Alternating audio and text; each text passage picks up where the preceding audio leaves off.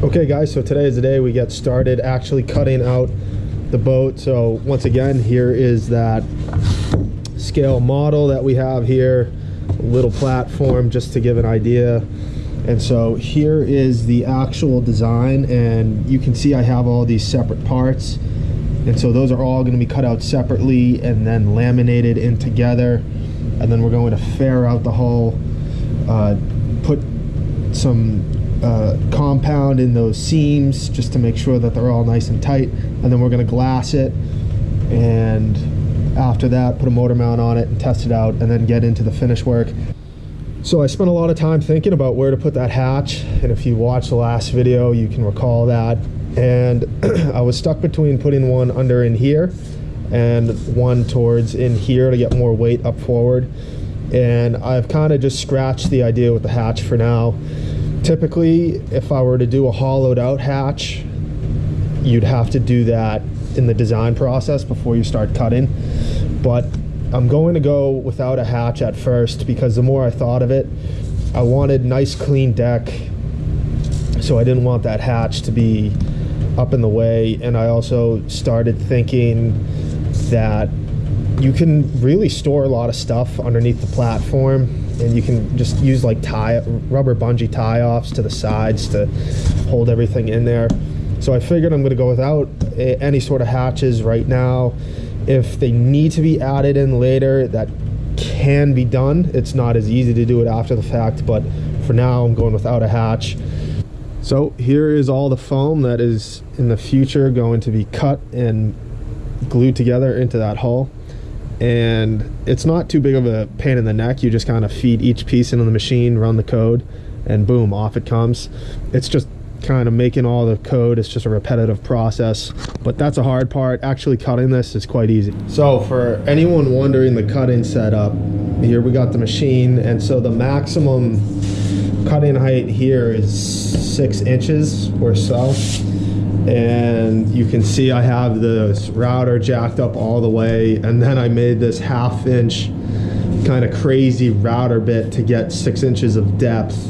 It is pretty sketchy, but I've actually probably cut hundreds of hours with this one bit right here, and it was just a bit, when I made it, it was just a matter of getting it balanced to spin nice with any vibration, but it gets going. I mean, we're only cutting foam, and so there's not any real serious loads on this thing, so it gets the job done. But that's the setup we got here.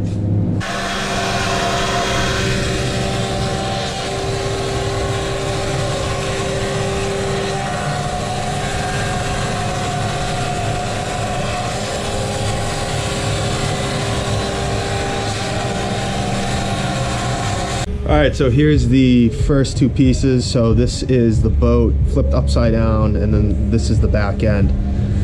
So yeah, the first 2 down, we're just gonna keep cutting them up. And so again, the boat's stacked too high, so I'm cutting the next 2 that go on top, and then we're just gonna work our way forward towards the bow.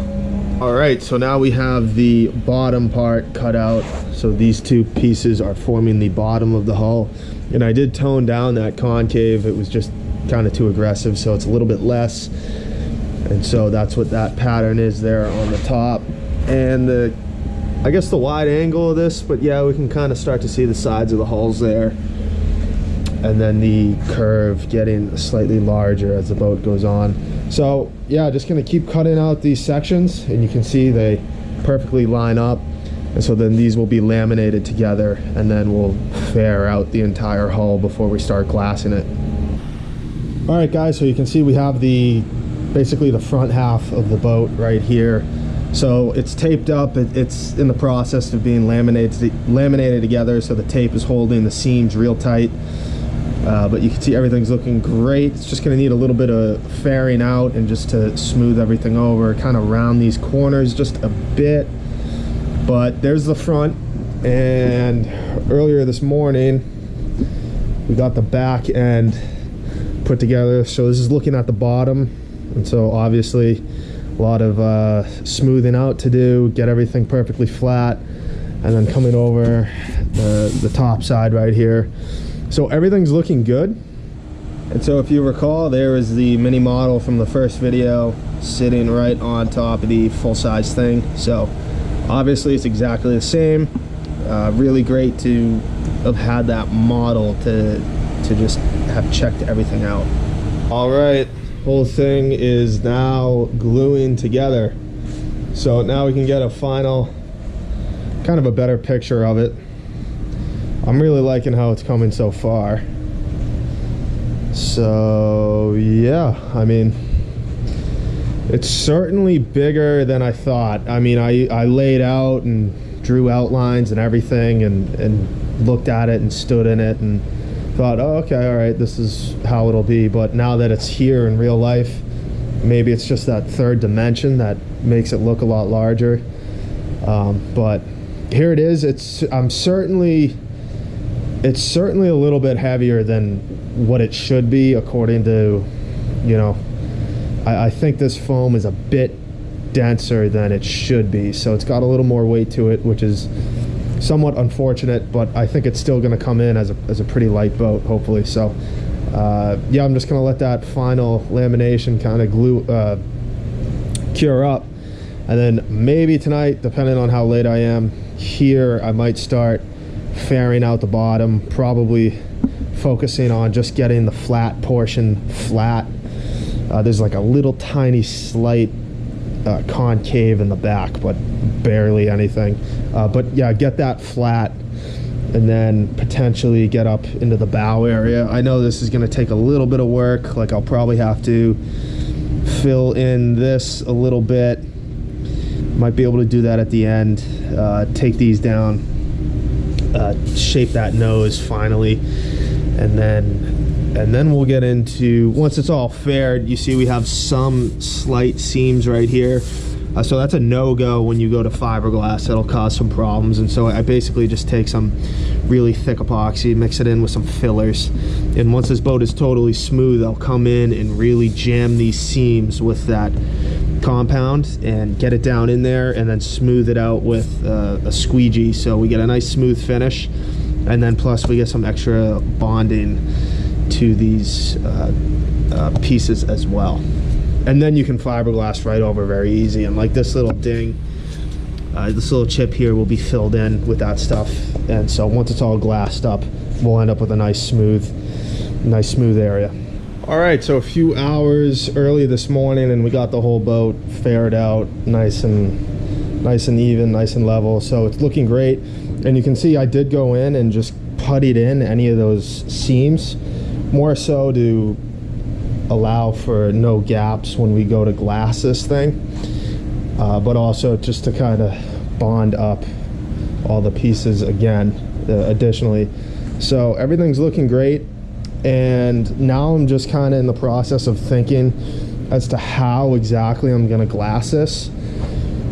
And I think with the rolls that I have, we're going to go probably split it in half, and that'll give us about a 3-inch overlap in the center.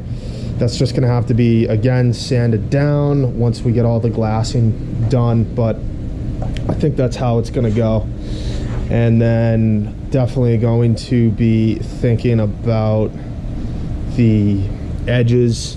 So these are nice and rounded, and then I'm going to sharpen this back edge when I can with a we'll get to that process, just to give the planing efficiency. The sharper that back edge, really the sharper all the edges are in the back, the better. So we're going to be doing that. But yeah, I'm just going to kind of let this seal up and cure up. I'm probably going to stand it up and just tuck it somewhere in the back of the shop there. And tonight I'll probably start getting some glass on it, and that'll probably be a separate video. But this is where we're at right now. It's great. It does, maybe it's just how it feels. Maybe it actually is close to that spec weight, but it does feel a little bit overweight. And I kind of, the more I thought of it, I wish I went in and did a ton of extra machining to each individual piece, and I could have basically honeycombed the whole center. And I feel like I could have easily taken this weight and at least taken 30% of the weight off, if not more than that.